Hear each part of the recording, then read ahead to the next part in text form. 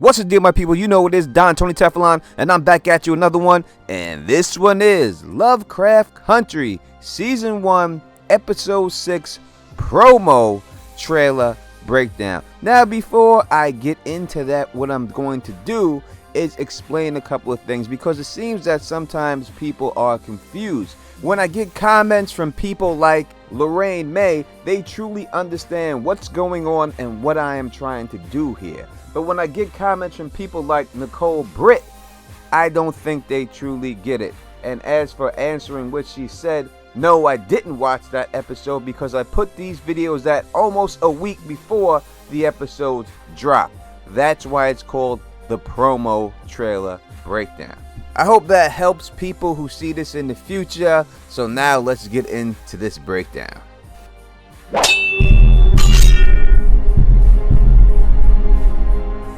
Now, we got some things right and we got some things wrong in the last episode, and that's what's going to happen because I never read the books.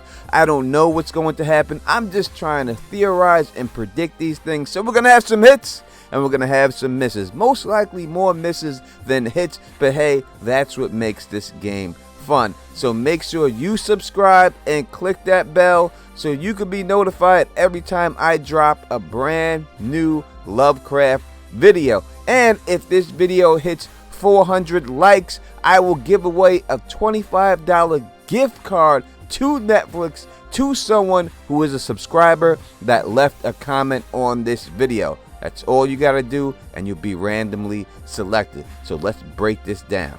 Now, we did call Ruby being white. We got that right. And we also did call William and Christina being the exact same person. So we could pat ourselves on the backs for that. And I really think that those two things are the most important things going forward this season. And I'm going to explain that in a little bit, because when we look at this promo trailer, it seems to be a flashback scene that we get from Atticus, and that's mostly what they focus on. So in order to truly understand what's going on in this flashback, I think we're going to have to look back at everything, and that's how we can solve these mysteries. Now, most likely I'm going to skip around when dealing with this trailer. When it starts off, we see Atticus in the hospital and we get introduced to GR. And most of the trailer is revolved around them most likely falling in love and how they met and bonded to fall in love. And the first scene that we've seen shows exactly how hard it must have been for the Korean women. Being nurses for the south side of Korea, who is down with the United States, we see them tending to all the wounded American men, and it has to be truly hard because I am sure that they have a lot of family members who are on the north side, and it has to be truly a big conflict for them. Not only them, but the men too, but I think especially this is a burden for the women nurses who see the injuries of war. But we see Atticus hand her a book and ask him to read it to him, and the book is The Count of Monte Cristo. This is the classic story of an innocent man wrongly but deliberately imprisoned, and his brilliant strategy for revenge against those who betrayed him. And I think that if you look at this whole thing as a metaphor for this woman, that is exactly what's going on here. Because the fact that she fell in love with him after she nursed him back to health, because we could see him having some type of fits in this promo trailer, read to him most likely to keep him sane, and then she could see it as betrayal to him for leaving her there and leaving her in the situation and not taking her with him. That's what I think is most likely going on in this situation. Though I also believe that this was not just a random act. There's something else going on.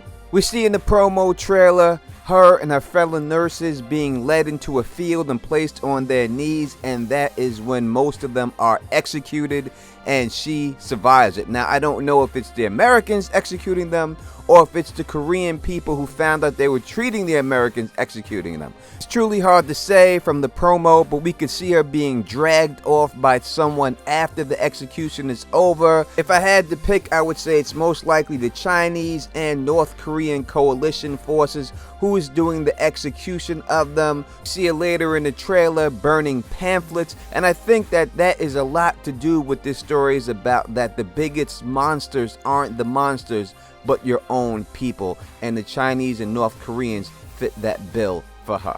Which could be the reason why we see this hanging going on later in the trailer. But I think that this is what her breaking point is. And this could be what starts her for seeking the revenge that she wants after she's feeling betrayed. Because it seems like their relationship gets taken to the next level after they go to the movie theater together. And it seems that something happens to the screen. Now this does look supernatural, but I don't believe that it is. I truly just believe that it's most likely a North Korean or Chinese bomb that's pushing the screen forward, and then that's what makes everybody flee to the streets. But who knows, maybe it is, because in the last scene when we see them, what it looks like them consummating their relationship, we see something, and I don't know what this is, crawled out of this chick's ear. Now listen, man, this just shows you right here, from this one thing, this creature, whatever it is, crawling out there, that this was not random. This was set up. And I'm going to prove that to you right now. Tick decodes the book, and we get the word die, which most likely means that some type of sacrifice is going to have to go on. And when he calls her up on the phone, she just happens to know everything that is going on. She is also the same woman that he keeps seeing in his dreams, the red alien looking chick. It's the same actress who plays her. People taking the shape of other people seem to be the theme in this, because when we seen Ruby transform to a white woman, the white woman she turned into just happened to be the dog kennel woman, who was extremely prejudiced and throwing a lot of dog whistling those at black people while she was tending to the dogs. Now she was the sheriff of Artem, and this is the exact same place that we see Montrose being held prisoner. Listen, they did not just run out of money and they could not cast a different actress. There's a reason why they had her look exactly like this woman.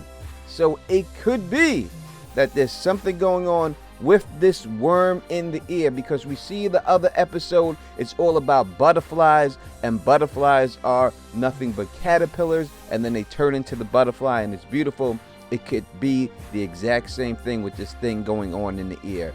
And since we've seen a potion that allows you to turn into a different person, I think that somehow this worm in the ear is some type of controlling method, whether it's mind control or to influence you to do what they want you to do. And I think it's a good chance that Montrose has one of these worms in his ear. It would explain why he killed this lady. It would explain why he's been acting so shady. It would explain how this man was handcuffed and find out and dug his way from under the ground, which is something I've never seen before in my life. But you tell me in the comment section what you think. Let me know. And again, if you love Lovecraft Country, know that I do a live after show immediately after the show is over, so check me out Sunday for that. Subscribe and comment for your chance to win the $25 Netflix gift card. And until next time, you know who it is. Peace and stay sexy.